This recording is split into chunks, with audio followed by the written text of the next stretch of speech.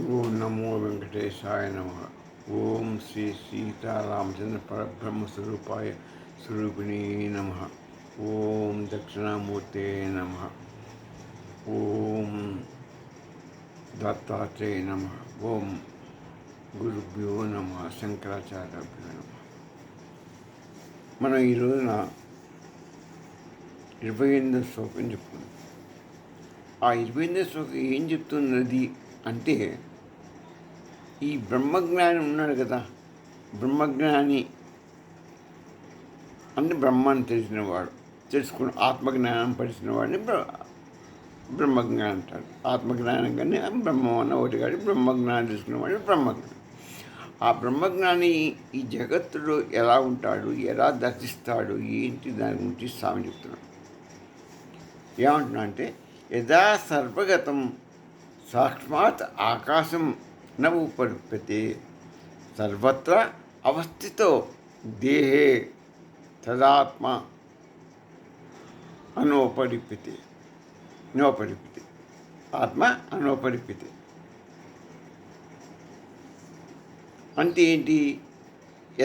ఎలా అయితే సర్వగతం అన్ని చోట్ల వ్యాపించినటువంటి సాక్షాత్ సూక్ష్మ రూపంలో ఉన్నటువంటి ఆకాశం నవ్వుపడిపోతే అంటుకుంటుందా? ఇప్పుడు మీరు ఆకాశాన్ని చూసి మనం ఏమనుకుంటున్నాం, చాలా పెద్దది, అన్నిటికంటే విశాలమైన, దానికంటే పెద్ద ఇది లేదనుకుంటున్నాం. పొరపాటు. మీరు మనం అనుకున్నది, మీరు అనుకున్నది, నేను అనుకున్న అది పొరపాటు. ఆకాశం అంటే అన్నిటికంటే సూక్ష్మమైనదే ఆకాశం. అన్నిటికంటే దానికి ఒక్కటే గుణం ఉంటుంది, శబ్ద గుణం. 2 గుణాలు ఉన్నది వాయువు, 3 గుణాలు ఉన్నది అగ్ని, 4 గుణాలు కలిగింది నీరు, 5 గుణాలు ఉంది భూమి. దాని మీద మనం నిలబడగలుగుతున్నాం, ఇండ్లు కట్టుకుంటున్నాం, నివసిస్తున్నాం. భూమి అంటే భూమి ఘనపాత 5 గుణాలతోనే అది ఘనీభూతం అయిపోయింది. పైకి పోతున్న కొద్దీ డైల్యూట్ అయిపోయింది. చూడండి, 5 గుణాలతో ఘనంతో ఉంటే ఒక గుణం తగ్గగానే నీరుగా అయిపోయింది, ఇంకొక గుణం తగ్గగానే అగ్నిగా మారిపోయింది. అది అప్పుడప్పుడు కనపడుతుంది, ఎప్పుడు కనపడదు. నీరు ఎప్పుడు పలుసగా డైల్యూట్ అయిపోయి కనపడుతుంది. ఆ అగ్ని కన్నా కూడా ఒక గుణం తగ్గించుకొని వాయువు అసలు కనపడకుండా పోయింది. కానీ దాన్ని మనం ఉన్నది, దాన్ని అనుభూతిని మనం తెలుసుకుంటాం. మన ఒంటికి శరీరం తగలంగానే గాలి తగిలిందిరా, గాలి ఉన్నదిరా అని మనం తెలుసుకుంటాం. ఇంకా ఒక గుణం తగ్గించుకుంటే 2 గుణాలు ఉన్నాయి వాయువులో, అదే మనకు కంటికి కనపడదు. ఇంకా ఒక గుణం ఉన్నటువంటి ఆకాశం ఎట్ట కనపడుతున్నాయా? ఒక్కటిని మీకు అర్థమవుతుంది, తగ్గికుండా పోయేసి ఒక్క గుణం ఉన్న సూక్ష్మాకాశం కనపడకపోవడం వల్ల అంత శూన్యం. ఒక గుణంలో ఇక శూన్యం, అది ఏమీ లేదు అక్కడ. ఆకాశం అంటేనే శూన్యం. అందులో ఒక శబ్దం ఒక్కటే ఉంటుంది, దాని గుణం శబ్ద గుణం అంటారు. మన యొక్క ఈ ఫోన్, ఈ వాయిస్ అన్నీ కూడా ఆకాశంలో నుంచే మనకు వస్తాయి. ఆ శబ్దంలోంచి పుట్టింది ఈ జీవత్వం, ఈ యొక్క ప్రపంచం మొత్తం కూడా శూన్యంలోంచే వచ్చింది అంటారు అనుకుని. శూన్యం చాలా గొప్పది. ఆ శూన్యంలోంచి శబ్దం వచ్చింది. ఆ శబ్దంలోంచి ఈ 5 గుణాలు ఉద్భవించి భూమి కూడా దాకా దాన్ని భూమి ద్వారా అన్నం పుట్టింది, అన్నం ద్వారా జీవుడు పుట్టింది. జగత్తు కూడా ఈ పంచభూతాలతోనే సృష్టించబడ్డ జగత్తులు, జీవుడు మొత్తం. అయితే అటువంటి సూక్ష్మంగా ఆకాశం ఎట్లయితే మనకు కనపడదు, అంటుకోదు. మనం చూస్తున్నది ఆకాశం అని అనుకున్నాం, కానీ నువ్వు చూసే ఆకాశమే, కానీ అది నీలి రంగులో ఉందా? లేదు. అంటే ఏంటి? అక్కడ ఏమీ లేదు. అక్కడ ఆకాశం అంటే ఎంత పైకి పోయినా నీకు అది పైకి పోతుంది ఉంటుంది, ఏముంటుంది. ఇదంతా కింది కానట్టు ఉంటుంది. హార్జెంట్ అదేమన్నా నువ్వు అక్కడికి పోతే ఇంకా పైకి పోతుంది. అంటే అక్కడ ఏమీ లేదు, శూన్యం అక్కడ. అదే ఆకాశం. ఆకాశం అంటే శూన్యం, స్పేసే ఉంటుంది అక్కడ, అంత ఏముండదు. అది ఎట్లయితే ఏ వస్తువుకు అది అంటుకోదు, అంతటా ఉంటుంది. కానీ దేనికి, ఏ వస్తువుకు అది అంటుకోదు. నువ్వు పైకి పోయినా కొద్దీ దాన్ని అనుకున్నా పోతే అది దొరకదు, పక్కకు పోయినా నీకు దొరకదు, ముందుకు పోయినా దొరకదు, ఎక్కడ పోయినా ఆకాశం నీకు అంటుకోదు. అదేవిధంగా సర్వత్ర అవస్థిత, అన్ని చోట్ల ఉన్న దేహాలు మనం అనేకమైన దేహాలు ఉన్నాయి. జగత్తు కూడా అనేక రూపాల్లో జగత్తు వ్యాపించింది. పర్వతాలు, చెట్లు, వృక్షాలు, జంతువులు, అన్ని నక్షత్రాలు, అన్ని అనేక సర్వసృష్టి వ్యాపించింది. ఈ అన్ని ఉపాధుల్లో పరబ్రహ్మ స్వరూప చైతన్య స్వరూపుడై ఉన్నాడు, ఆ శరీరాలలో ఉన్నాడు. తదాత్మ, అలాగే ఈ అందులో ఉన్న చైతన్య స్వరూపం, మనలో ఉన్న ఆత్మ కానీ, ప్రపంచంలో ఉన్న చైతన్య స్వరూపమైన పరబ్రహ్మ స్వరూపం కానీ దేనికి అంటుకోదు. అంటుకుంటుందా? అంటుకో. ప్రపంచంలోనే ఇన్ని ఉంది. ఆకాశంలో ఉంటూనే మన ఆకాశమే మన అంటుకోవట్లేదు. మనం ఉన్నాం అక్కడనే, ఆకాశం కిందనే ఉన్నాం, మనం అంటుకో. అది దేనికి అంటుకోదు ఆకాశం. అతని పరబ్రహ్మ చైతన్యం అన్నిట్లో ఉన్నా కూడా దేనికి అంటుకోదు. అట్నే మన ఆత్మస్వరూపమైన ఆత్మస్వరూపం కూడా మన శరీరంలో ఉన్నది. అయినా దానివల్లనే మనకి చైతన్యం వస్తున్నది, దానివల్లనే ప్రకాశం అంతా, దానికి అన్నీ మనకి ఎన్ని వస్తున్నా కూడా మన అది దేనికి అంటదు. అది ఒక సాక్షిగా మాత్రమే చూస్తూ ఉంటుంది, ఎల్లకాలం ఉంటుంది, పుట్టదు గిట్టదు, సాగులేదు దానికి, ఎల్లకాలం శాశ్వతం, సర్వవ్యాప్తి. అదే పరబ్రహ్మ క్వాలిటీస్ కూడా. అదే స్వామి చెప్తున్నాడు ఇక్కడ. ఏం చెప్పాడు? సూక్ష్మమైన ఆకాశం అన్ని చోట్ల ఎట్లయితే వ్యాపించి ఉందో కానీ దేనికి అంటుకున్నట్టే ఉంటుంది, అంటది కూడా. అది వాస్తవం, మనం చూస్తున్నాను. అట్నే ఆత్మ కూడా అన్ని శరీరాల్లో ఉంటుంది. జగత్తులో పరబ్రహ్మ చైతన్యం ఉంటుంది, కానీ ఆ పరబ్రహ్మ చైతన్యం దేనికి అంటుకోదు. ఈ శరీరంలో ఉన్న ఆత్మ కూడా దేనికి అంటుకోదు. ఈ శరీరంలో ఆత్మే పరబ్రహ్మ స్వరూపం, కానీ ఈ పరబ్రహ్మ స్వరూపం యొక్క ఇది వస్తువుకి దేనికి అంటుకోదు. అది ఇందులో చెప్తున్నటువంటి భావం. అయితే ఒకటి శంకర్ల వారు ఏం చెప్తున్నారంటే, ఇంక దీని గురించి ఈ శ్లోకం ఏం చెప్తుంటే, అసంగ ఆత్మతత్వం, అసంగ ఆత్మతత్వాన్ని బోధిస్తుంది. అంటే ఏంటి? అసంగం అంటే దేనికి అంటుకోదు. ఏది? ఈ ఆత్మ అనేది మన శరీరంలో దేనికి అంటుకోదు. ఈ శరీరం పుడుతుంది, ఇది మారుతుంది, ఇది క్షీణిస్తుంది, చనిపోతుంది. కానీ ఆత్మకి దీనికి సంబంధమే లేదు. అది సాక్షి. ఇది పుట్టినా, పెరిగినా, క్షీణించినా, నశించినా అది చూస్తుంటుంది, కానీ దేనికి సంబంధించదు. ఈ మనస్సు, బుద్ధి చేసే కర్మలు కానీ, మనిషి చేసే పనులను కానీ, ఏది శరీర బాహ్యంలో చేసే పనులు ఏదికి సంబంధం లేదు. అది సాక్షిభూతం, చైతన్య స్వరూపం మాత్రమే అని చెప్తున్నాడు. అయితే ఈ ఆత్మ శరీరానికి సాగు పుట్టుకలు ఇవన్నీ ఉన్నాయి, కానీ ఆత్మకు మాత్రం జననం లేదు, పెరుగుట లేదు, క్షీణించడం లేదు, మరణం కూడా లేదు అని స్వామి చెప్తున్నాడు. దానికి ఆత్మకు సాగు పుట్టుకలు ఏవి కూడా లేవు అని చెప్తున్నాడు. మరి దేనికి ఉన్నాయా అంటే శరీరానికి అంత. ఈ శరీరం పంచభూత శరీరం కాబట్టి అన్నీ దీనికే ఉంటాయి, దీనికంటే ఏది దేనికి లేకుండా లేదు. అందుకని ఈ ఆత్మ ఇంత శరీరం లోపల మనలో ఉన్నది, లేకపోవటానికి వీలేదు. మనకు చైతన్యం ఇవ్వబట్టి మన కళ్ళు, మన శరీరం మొత్తం పనిచేస్తున్నది, కాబట్టి మనలో ఆత్మ ఉంది. కానీ దేనికి అంటుంది? ఎలాగంటే ఆకాశం ఎట్లనో, ఆకాశం కిందనే మనం ఉన్నాం, ఆకాశం పైన ఉన్నది మన కింద ఉన్నాం, మనకేమైనా అంటుతుంది అది అంటారు. అదే ఇది అనమాట. చెప్పింది ఇప్పుడు మనకు స్వామి చెప్పింది ఏంది అది. ఈ మలిన ఈ ఆకాశం అనేది మలిన ప్రదేశంలో ఉంటుంది, వెలుగు చోటు అంతటా ఉంటుంది. బురద పైన అన్ని పైన, కానీ దేనికి బురద మాలిన్యం అంటుకోదు. శుభ్రంగా ఉన్న ప్రదేశంలో ఉన్న పవిత్ర ప్రదేశంలో కూడా ఉంటుంది, పైన ఈ మలిన ప్రదేశంలో ఉంటుంది. ఎక్కడ ఏది అంటుకోదు. ఆత్మ కూడా నీ మనసుకు అంటుకోదు, నీ బుద్ధికి అంటుకోదు, నీకు అంతటా నీ శరీరం, చేతులు, కళ్ళకి దేనికి అంటుకోదు. నీళ్ళు అన్ని అవయవాలకి దేనికి అంటుకోదు. నీ పాప పుణ్యాలకు కూడా ఆత్మకి అంటుకో. నువ్వు చేసే కర్మలకు దేనికి సంబంధం లేదు. ఆకాశం అన్నిటా దానికి ఏదైనా ఉన్నాయి, కానీ అది దేనికంటదు.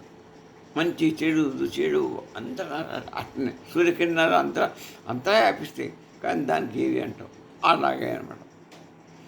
జీవుడు మరి ఎందుకు బాధపడుతున్నాడు అంటే, ఆత్మ ఇప్పుడు ఆత్మకు బాధ లేదు, బాధల శరీరానికి. ఎందుకు బాధపడుతుంది? అది ఐక్యభావం వల్ల బాధ అనుభవం. ఐక్యభావం అంటే ఈ శరీరం ఏం చేస్తుంది, ఈ మనస్సు, ఈ బుద్ధి, ఇవన్నీ బాహ్య లోకంతో తాదాత్మ్యం చెంది వాటి అనుభవాన్ని స్వీకరించి దాంతో కలిగేటువంటి వాటికి వాటికి ఫలితానికి కర్తృత్వాన్ని వహించి అది బాధపడుతుంది. మంచికైతేనేమో ఆనందం, చెడుకైతేనేమో సుఖం. ఏదైనా మంచి కానీ చెడు కానీ అది అనుభవిస్తుంది, శరీరమే అనుభవిస్తుంది. మనసు యొక్క సంకల్పం, బుద్ధి యొక్క చేతుడు. ఇప్పుడు ఒక యాక్టర్ చేస్తాడు, రాముడి పాత్ర పోషిస్తుంటాడు ఒక డ్రామాలో. అతను ఒకసారి ఏడుస్తాడు, అక్కడ డ్రామా సీన్ బట్టి ఒకసారి బాధపడతాడు, ఏడుస్తున్నాడు. కానీ వాడు నిజంగా ఏడుస్తున్నాడా? ఆ పాత్ర ఏడుస్తున్నది, పాత్ర జల్లో వాడు అదొక భాగం కాబట్టి ఇచ్చినట్టుగా మనకు భావం కనపడుతుంది. మనం అనుకుంటాం వాడు నిజంగా ఏడుస్తున్నాడు అనుకుంటాం చూసేవాళ్ళం, కానీ వాడు ఏమయ్యాడు, వాడు శుభ్రంగా ఉన్నాడు. వాడు ఆ పాత్ర లీనమైపోయి అట్లా నటిస్తున్నాడు. అది నటన మాత్రమే, సత్యం కాదు. అట్లనే ఈ శరీరం బాధపడుతున్నది అనుకుంటే నువ్వు ఇదంటే ఏంటి, నటనే ఇది. అసలు ఆత్మ వాడు అయాక్ట్ చేసేవాడు, వాడికి ఏ బాధ లేదు. ఈ శరీరం వాడి పాత్ర, మన ఈ పాత్రధారణం. నేను ఈ శరీరంతో రామారావుగా చలామణి అవుతున్నాను, నాకు ఈ శరీరంతోనే ఈ పాత్రలో ఉండబట్టి నాకు బాధ. నా ఆత్మకి ఏ బాధ లేదు, ఎవరికైనా అంతే. అట్లనే ఆ వాడికి కూడా అక్కడ రాముడి పాత్ర వేసుకుంటే సీత పోయిందని రాముడు బాధపడుతున్నాడు, కానీ వాడికి అక్కడ ఏ బాధ లేదు. ఇవన్నీ అక్కడ రాముడి పాత్రధారి, వాడు కృష్ణుని పాత్రలో పోతే ఇంకో రకంగా ఉంటాడు, గోపికలతో ఆడుతుంటాడు. అంటే ఆ పాత్రలను బట్టి వాడు నడుచుకుంటుంటాడు. అట్నే ఈ శరీరాలను బట్టి, మన మనుషులను బట్టి, భిన్న భిన్న రూపాలను బట్టి భిన్నంగా వ్యవహరిస్తుంటాం మనం. ఇక జగత్, మనం అసలు సంగతి ఏమనుకున్నాం అంటే, ఈ జగత్తును జ్ఞాని ఎలా దర్శిస్తాడనేది మనం అనుకున్నాం. ఇది అజ్ఞానికి ఈ ప్రపంచము, ఈ శరీరాలు, జీవత్వం, ఇదంతా ప్రపంచం. అజ్ఞానికి నిజమైన ప్రపంచం అనుకుంటాడు, వాడు భ్రమిస్తాడు. ఈ ప్రపంచాన్ని ఇవి వాస్తవం అంటాడు, ఈ శరీరాన్ని వాస్తవం అంటాడు, ఆత్మ ఎక్కడుంది నాకు చూపిస్తామంటాడు. ఇవి కనపడుతున్న ప్రపంచం కాదని నువ్వు ఎట్లా అంటావు, నా కంటికి కనపడుతుంది కానీ నువ్వు ఎట్లా అది నీ కళ్ళకి కనపడలేదు, నువ్వు మంచి కాదా ఏందంటాడు. ఎవరు? అజ్ఞాని. వాడికి మనం ఏ సమాధానం చెప్తాం? అజ్ఞానికి చెప్పడు, మనం చెప్పినా వాడు వినడు. అదే జ్ఞానికి వాడికి మొత్తం తెలుసు, ఈ జగత్ మిథ్యా, ఈ శరీరం కూడా భ్రాంతి, ఇది కూడా లేదు, ఇది ఆభాస, శరీరం ఆభాస, ఆత్మ సత్యం, ఆత్మ నిత్యం అని వాడికి తెలుసు. ఎవరికి? జ్ఞానికి. తెలిసి వాడు నువ్వు చెప్తే వాడు వింటాడు, వాడు అర్థం చేసుకుంటాడు, వాస్తవం గ్రహిస్తాడు.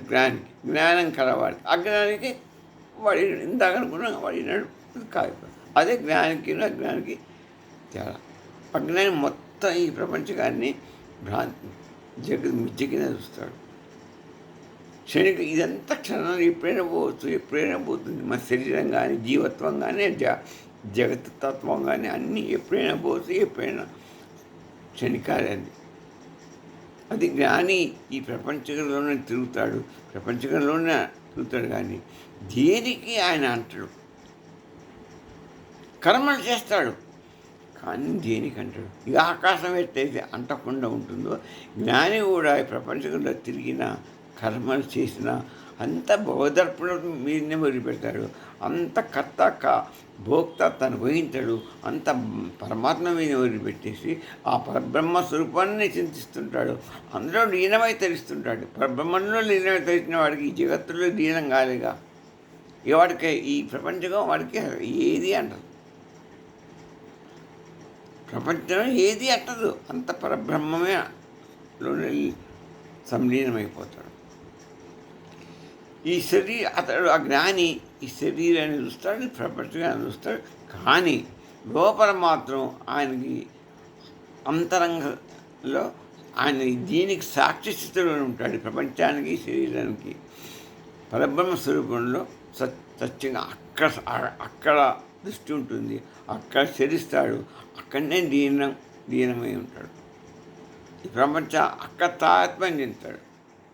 బ్రహ్మంలో తాత్మైన వాడికి ప్రపంచంతో పని ఉంది, ఈ శరీరంతో పని ఉంది. ఇక్కడ ఆయన మనసు ఉండదు, ఏది ఉండదు. ఇది ఏది అంటదు.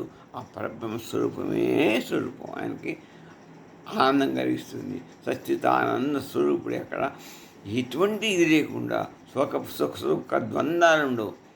ఇక అసలు సుఖం, శాంతి, పాపం, పుణ్యాలు ఏవి కూడా అక్కడనే సంతరిస్తుంటాడు జ్ఞాని పరబ్రహ్మంలో. అది జ్ఞాని యొక్క స్వరూపం. ఇప్పుడు అర్థం జ్ఞానం ఈ ప్రపంచాన్ని నటిస్తాడు, ఈ యొక్క శరీరాన్ని నటిస్తాడు, బ్రహ్మాన్ని నటిస్తాడు అనేది అది మనం తెలుసుకోవాలి. అయితే ఉపనిషత్తులు ఏమిటంటే అసంగో హేయం పురుష, అసంగో హేయం పురుష అన్నారు. అంటే ఈ పురుషుడు అసంగుడు అంటే జ్ఞాని అసంగుడు. దీనికి అంటాడు. నలిపితే లోక దుఃఖేన, లోక దుఃఖాలు కూడా జ్ఞానికి అంటుకోవు.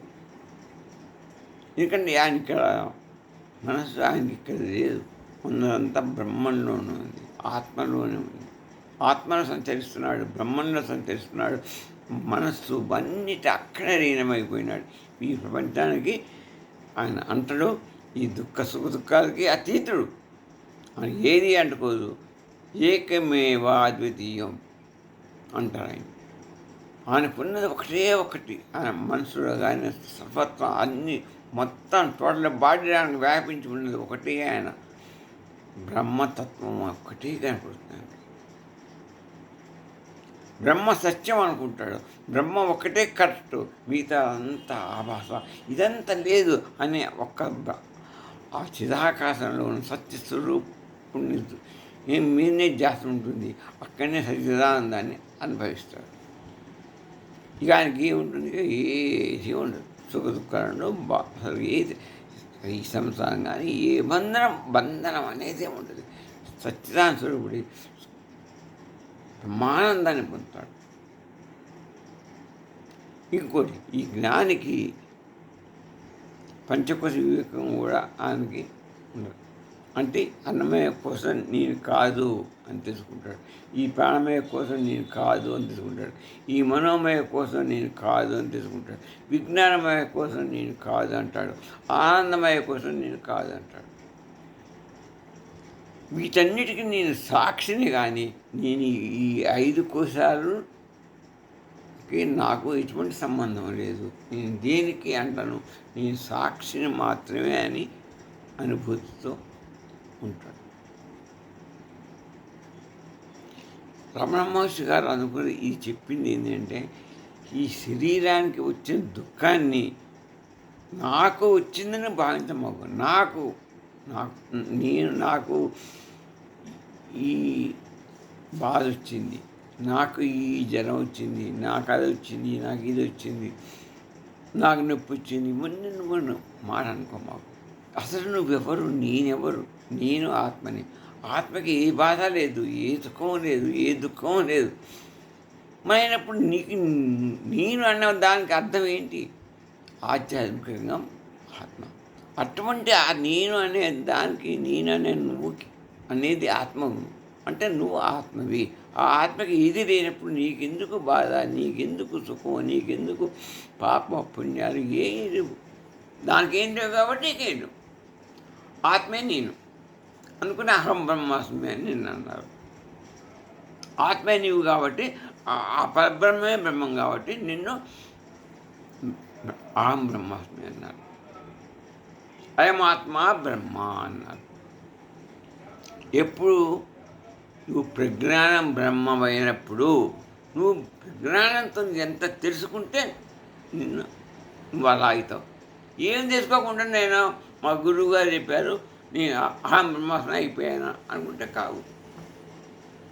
నీ జ్ఞానాన్ని ఓపెన్ చేసి ప్రజ్ఞానంతో బ్రహ్మస్వరూపాన్ని, ఆత్మస్వరూపాన్ని తెలుసుకుంటే నువ్వు అలా అహం బ్రహ్మాస్మి అవుతావు. అయమాత్మా బ్రహ్మమవుతావు. సర్వం కల్పితం బ్రహ్మమవుతావు. ఇది జ్ఞాని యొక్క దృష్టి, జ్ఞాని యొక్క భావం. ఈ రామకృష్ణ పరమహంస గారు ఏం చెప్పారంటే, నువ్వు పడవలో ఒక నీళ్ళలో ప్రయాణిస్తున్నావు, కానీ ఆ పడవలోకి నీరు వస్తుందా? రాదు. నీరు వస్తే మునిగిపోతుంది. కాబట్టి నీకు నీరు రాదు. ఎందుకు?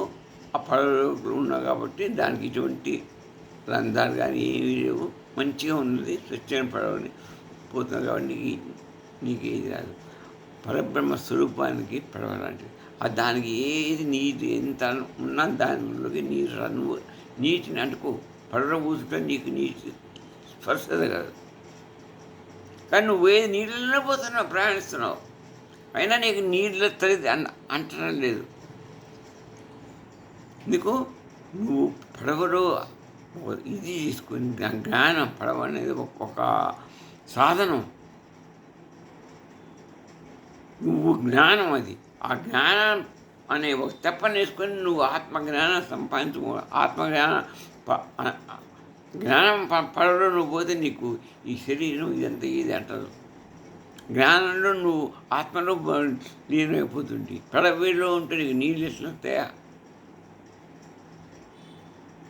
అట్నే జ్ఞాని ప్రపంచకంలో ఇస్తున్నాడు. ఎట్లా ఇస్తున్నాడు? పడవలో నాలో నడుపుకుంటూ పోతున్నాడు. వాడు దేనికి అంటాడు? పడవ ఉంది వాడికి అడ్డానికి కవచంగా. పడవ అనేది జ్ఞానం. కానీ అనుకున్న ఆ ప్రపంచకం పడవ ఇలా ప్రయాణిస్తున్నాడు కాబట్టి జ్ఞాని నీళ్ళలో ఉన్న నీళ్ళు అంటూ ప్రపంచంలో ప్రపంచం దానికి అంటుకోదు. నీ ఆత్మ సంధించిన ఈ శరీరం అంటుకోదు. ఎక్కడ పోయినా అంటుకో. ఆయన ఒక నీకు అడ్డం పెట్టేశాడు. పడవ అనే జ్ఞానాన్ని అడ్డం పెట్టుకున్నాడు. ఆ జ్ఞానాన్ని నువ్వు కూడా అడ్డం పెట్టుకుంటే నీకు ఏది అంటారు? ఈ యొక్క అజ్ఞానాన్ని జ్ఞానంతో, ఆ పడవ అనే జ్ఞానంతో దాన్ని అంటర్ప్రైజ్ చేసుకున్నాడు. అందుకని నువ్వు జ్ఞానాన్ని కలిగించుకోవాలి. ఇక్కడ గదిలో చీకటి ఉంది, దీన్ని పోగొట్టుకోవాలి మనం. అంటే ఏం చేయాలి? లైట్ వేసుకోవాలి. ఆ జ్ఞానం లైట్ ఎదుక్కి చీరిపోతుంది. అప్పుడు నీకు చీకటి అంటదు. ఇక జ్ఞానం వెలిగే అంటుంది. వెలుగు కిందాలే అంటుంది. నేను ఇక చీకటి అజ్ఞానం చీకటి పోతుంది. జ్ఞానం అని పడవేసుకుంటే నీకు ఇంకా చీకటి అనే నీళ్ళు ఎట్లా అంటాయో అంటాం. అది రామకృష్ణ పరమహంస గారు చెప్పినటువంటి ఒక ఉదాహరణ, గొప్ప ఉదాహరణ చెప్పారు వారు. నిజంగా చాలా మంచి ఉదాహరణ చెప్పారు. ఈ స్వామి వివేకానంద గారు ఏం చెప్పారు నిన్న?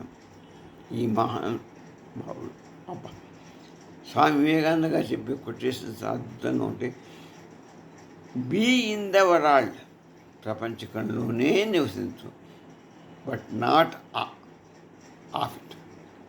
నువ్వు ప్రపంచానికి కావు, ప్రపంచకంలోనే ఉండు, కానీ బట్ నాట్ ఆఫ్ ఇట్. ఆ ప్రపంచానికి అంత మాకు దానికి అంటకుండా ఉండు. ప్రపంచ జ్ఞానం బహిర్ముఖం చెందకు. అంతర్ముఖంలో ఉండి ప్రపంచకంలో తిరుగులాడు, కానీ బహిర్ముఖంలోకి తాదాత్మ్యం చెందకు. But not of it. The soul is untouched. నీ ఆత్మ అనేది అన్టచ్డ్ బై మ్యాటర్. పదార్థాలకు, ఈ యొక్క బాహ్య సుఖాల పదార్థాలకి, ఈ శరీరము, ఇది జగత్తు, ఎంత ఎన్ని పదార్థాలు మెటీరియల్స్, మ్యాటరు, మెటీరియల్ మ్యాటర్. ఈ ఉపాదానం ఎంత, ఈ మ్యాటర్ది, మ్యాటర్ అంటే ఉపాదానం. దీనికి నువ్వు అంటుకో మాకు, అన్టచ్డ్. నువ్వు ఆత్మ దగ్గరని, సోల్ అంటే ఆత్మ. The soul is untouched by matter. ఆత్మని దీనికి కల్పమాకు.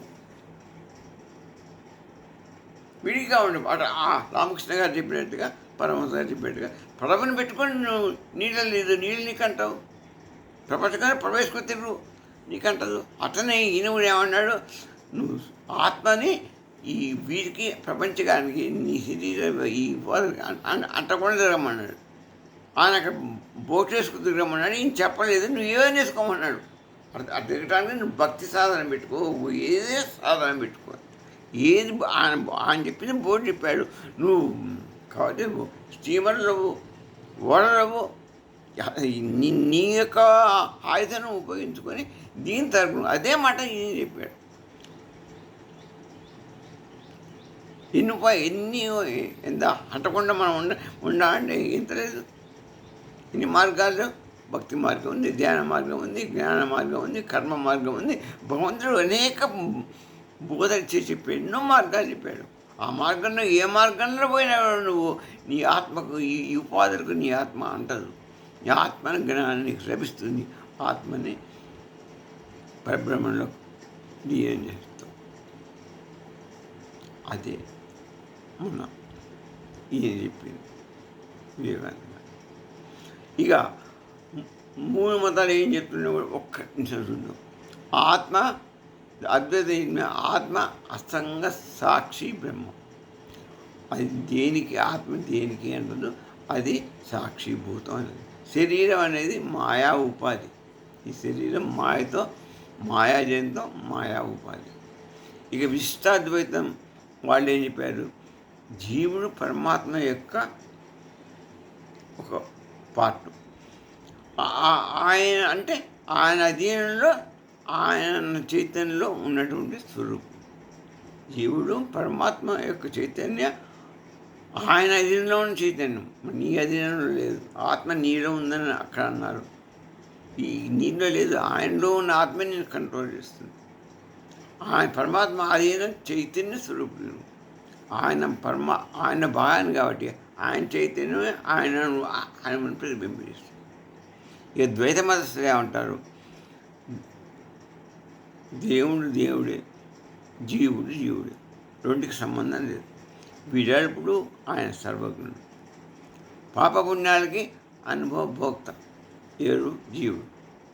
ఆయన తలుచుకొని చేసుకొని నీ కర్తృత్వాన్ని, భోక్తృత్వాన్ని కోరుకొని ఆ దేవుడికే, విష్ణువుకే అర్పించు, నీకు ముక్తి లభించు. అది మధ్వాచార్య గారు చెప్పినప్పుడు ఆయన చెప్పింది కదే. మనం చేస్తున్న పని ఓ మాట చెప్పాలంటే మధ్వాచార్య గారు చెప్పింది ఆచరిస్తున్నాం. మనం దేవుడు అనుకోలేము. ఆ వెంకటేశ్వరుడు నువ్వు ఒకటేరా, నువ్వు ఒక్కలే అంటే నువ్వు వింటావా? వినం.